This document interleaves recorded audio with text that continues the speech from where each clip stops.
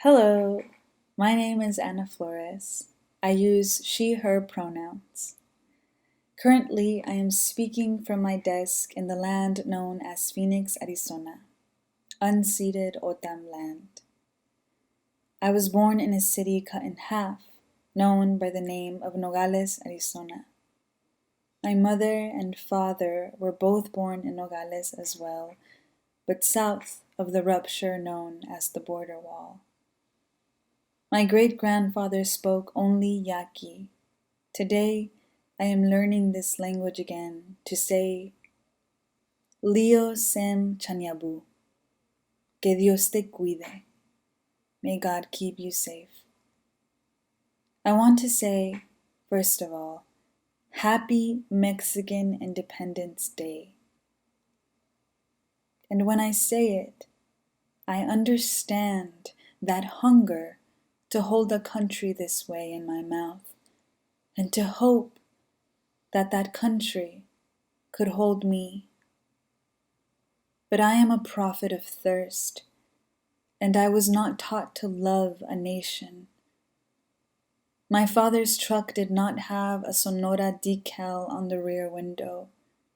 There were no flags in my home, only silver buckets full of water and rooms full of song and dresses with ribbons and stories about bellotas, acorns, about itoy onions, about the river, now starved. In 1868, Mexican authorities burned 150 Yaquis to death inside of a church. And in 1877, the murder of a white man resulted in the slaughter of 40 Mexican people in a Texas town. Hate and state-sanctioned violence has no one country, no one flag.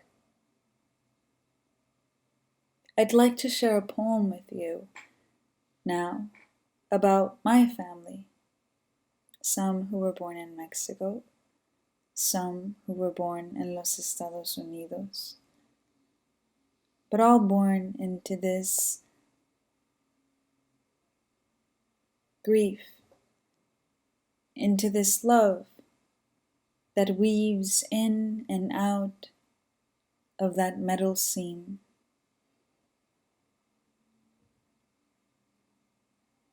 This first poem does not have a title.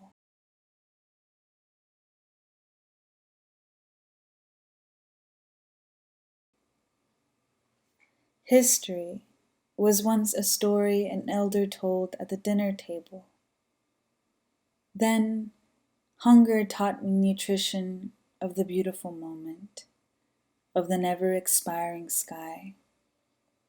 In the land called Nogales, my sister looks out into the mountains. I see its heights reflected on her face, eyes reaching for a god that is a flock of birds. At the city's shoulder, odd things meet in full light. The mile-wide pillars of an alley, the arch of my brother's embrace. This is the nation of the underground, the nation of that which cannot be a nation. Here, the planets do not move in perfect circles, and nothing can be restored to its original state. Though I know healing is no abandonment, I still wear my mourning clothes to bed. When the day comes of no letters to the judge, of a meal where every brother is present, that day's tomorrow is the future I water the apricot tree for. The fire is burning a mountain. The mountain is on fire, and the city becomes an event of war's premonition, the familiar feeling of promised ashes.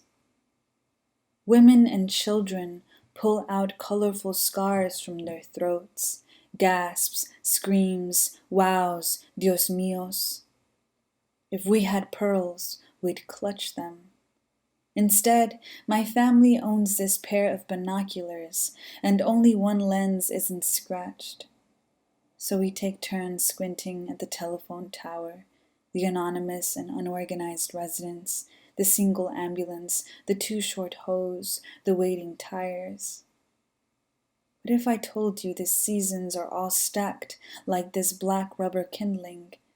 Every winter is only a reinterpretation of the Christmas we got gifts from a nonprofit for being at risk and in need and underfunded, full of the violence of having nothing. But I don't want to wake white folks cry, though I do. Ever since I was born, been making him feel sorry for my crooked leg and my skinny mother.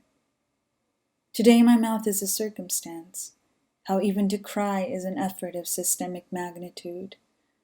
Today I'm writing in the bad economy that is my body, and watching this fire eat a peek across from my nation. My nation is the room my father never finished building in Nogales, Mexico. The flames, of course, are biting north. That's where they all want to go. That's what my brother says.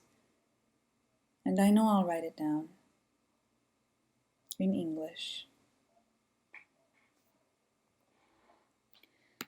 Thank you so much for listening to my poems about families, about how the mixed status family in particular is a reckoning between these two nations and the violence that they collude in. If you want to follow me, my handle on Twitter and Instagram is Pochaterca, which is spelled Pochatrca. I wanted to also share a couple small details about an exciting project that I have going on, which includes a lot of my beloved friends and also artists and thinkers that I really admire here in Phoenix and in Tucson. With the help of a collaborator in Tucson, we are putting together an almanac of sorts in order to take some control of documenting memory here in the US, trying to engage with this archive of history, but in a way that uplifts poetic knowledge and emotional knowledge. I am hearing from all sorts of people, intergenerational people, youth in elementary schools, in middle schools, in high schools, elders who have stories and facts to share. And I'm really excited to be able to gather all of these wonders, thoughts, memories, to forecast a future during a time in which tomorrow feels so fragile. Thank you so much again for listening to me share these thoughts and share these poems that I write for and with my family in mind. I hope that you were able to enjoy them and that you thought a little bit about what it means to live inside of a nation and what it means to live also outside of that construct. Thank you so much. Bye-bye.